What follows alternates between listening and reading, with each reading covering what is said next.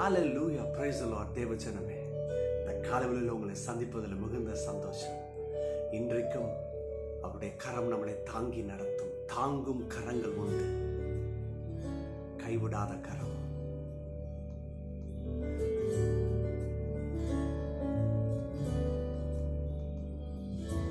தாங்கும் கரங்கள் உண்டு, உந்தன் இதயம் கலந்ததோ, வாக்கு மாறாதே இயேசு உன்னை காக்க வல்லவரே.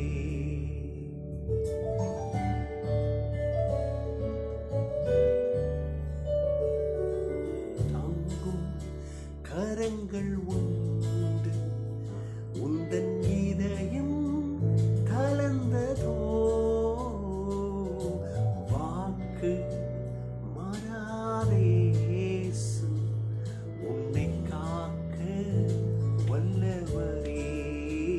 வாக்கு மாறாதே இயேசு புது ஜீவன் அளிப்பாரே.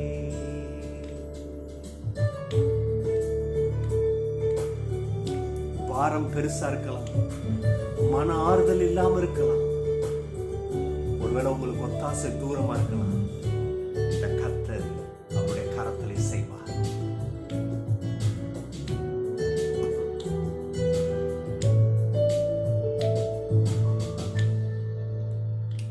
பாரம் பெரியதோ, மன ஆறுதல் இல்லையோ,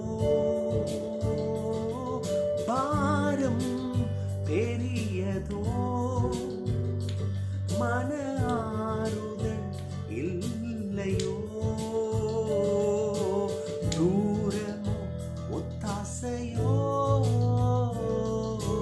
தாங்கும் கரங்கள் உண்டு, உந்தன் இதயம் கலந்ததோ, வாக்கு மாறாதே இயேசு புது ஜீவன் அளிப்பாரே. வாக்கு மாறாத கர்த்தர் புது ஜீவனை தருவார். அவர் காக்க வல்லவர். யாரு வேணா கைவிடலாம், ஆனா இவருடைய கரம் நமக்கு நன்மை செய்யும். இவருடைய கரம் அந்த மலை போன்ற பிரச்சனைகளை தகர்த்திடும். இன்றைக்கு கர்த்தர் உதவி செய்வார். எத்தனை பேர் நம்புறீங்க? அந்த வல்லமையான கரம் உங்கள் மேல், உங்கள் சந்ததி மேல் நிலநாட்டமாயிருக்கிறது. காரியங்களை ஜெயமாக செய்வார். ஹalleluya. தெய்வமே, இன்னைக்கு உங்க பிள்ளைகள் தவிப்புல, அங்கலாய்ப்புல பதறி போயிருக்கிறார்.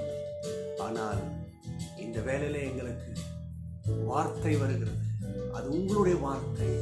என்னுடைய கரம் உன்னை தாங்கும், தப்புவிக்கும், கனப்படுத்தும், உயர்த்தும்.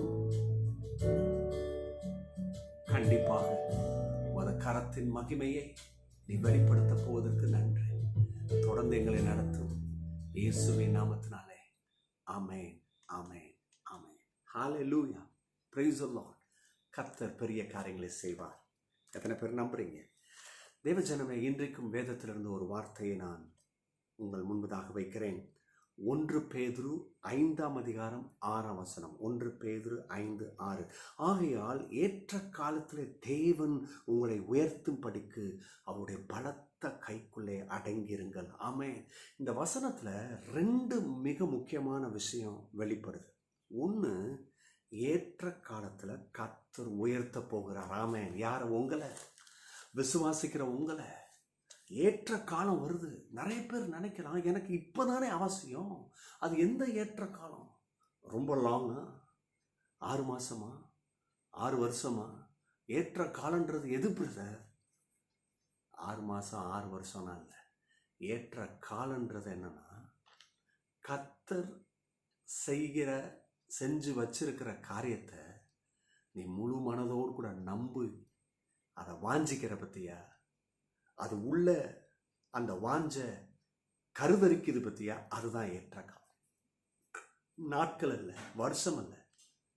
உன் நம்பிக்கை எவ்வளோ பெரிய புயல் காற்றுலையும் இல்லை, என் கர்த்தர் மாறாதவர் எனக்கு செய்வார்னு சொல்லி நம்புற பத்தியா, அந்த நம்பிக்கையில் உள்ள என்ன செய்யும், ஒரு பலனுள்ள நகரத்தை போல உண்டாகும், ஒரு தைரியம் உண்டாகும். அதை தான் இப்படி மொழிபெயர்ப்பில் கொண்டு வராங்க, இப்படி வார்த்தையை கொடுக்குறாங்க. ஒரு பிள்ளை உண்டாகணும்னா அங்கே கற்பம் தரிக்கணும், அப்போ தான் பிள்ளை உண்டாகும். அந்த கற்பம் தரிக்கிறது அங்கே அது அந்த ஆணுடைய வித்தும் அந்த பெண்ணுடைய வித்தும் ரெண்டும் சேரும் பொழுது கருத்தரிக்கிறதை போல இங்கே கடவுளுடைய வார்த்தையும் உன் இருதயத்தில் இருக்கிற நம்பிக்கையும் ஒன்று செய்கிறது பற்றியா, அதுதான் ஏற்ற காலம். அந்த ஏற்ற காலத்தில் கர்த்தர் என்ன பண்ணுறாரு, உயர்த்துகிறார். எத்தனை பேர் நம்புறீங்க? ஆகவே நீங்கள் ரொம்ப கணக்கு போடாதீங்க. ஏற்ற காலம்னா 6 வருஷமா எத்தனை நாளுன்னு தெரியலையே, அப்படி இல்லை. ஏற்ற காரணம் இதுதான். இதை செய்யும் பொழுது கடவுள் என்ன செய்கிறார், நம்முடைய வாழ்க்கையில் செயல்படுகிறார்.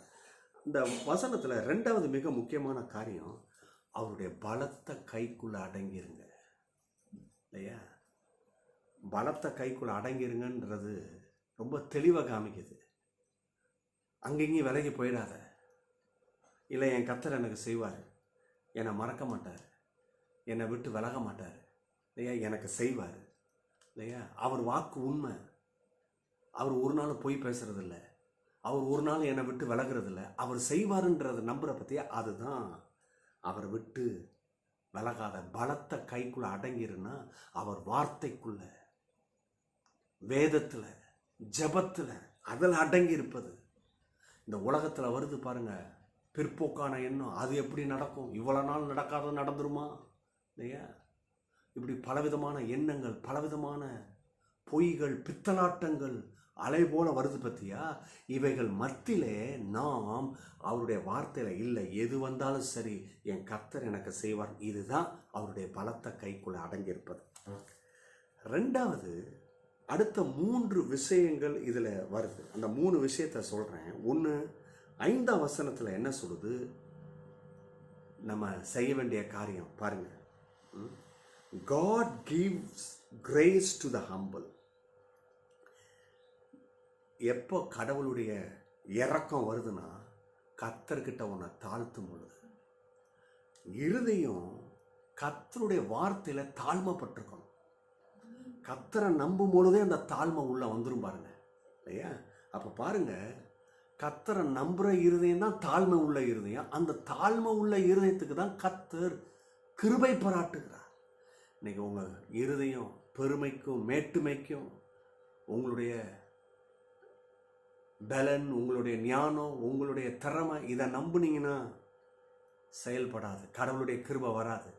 கடவுளுடைய கிருபை எந்த மனுஷன் எந்த மனுஷக்கிட்ட வருதுன்னா, அவன் கடவுள்கிட்ட தன்னை தாழ்த்துகிறான், கடவுளை நம்புகிறான், கர்த்தரே சார்ந்திருக்கிறான். அந்த இருதயத்துக்கு பேர் தான் ஹம்பிள் ஹார்ட்டட்.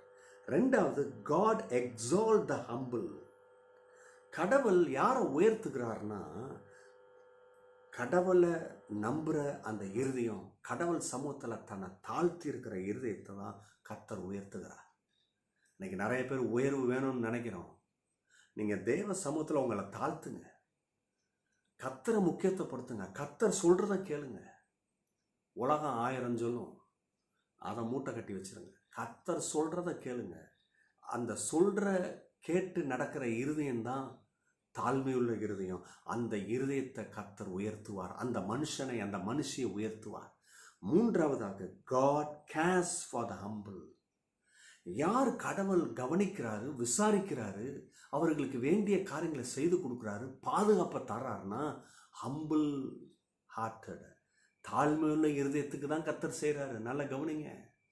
கர்த்தர் எந்த மனுஷிய கேர் எடுக்கிறாரு. இது என் பிள்ளை, இந்த ஆபத்தை வரவிட மாட்டேன், இந்த நாசங்கள் பிள்ளைகளை நொறுக்க விட மாட்டேன், அந்த பிள்ளைகளை, என்னுடைய பிள்ளைகளை உயர்த்துவேன், அவங்களுக்கு சாதகமாக இருப்பேன், அவங்கள வாழ வைப்பேன், அவங்களுக்கு வாழ்வதற்கு எல்லா ஆதாரத்தை தருவேன்.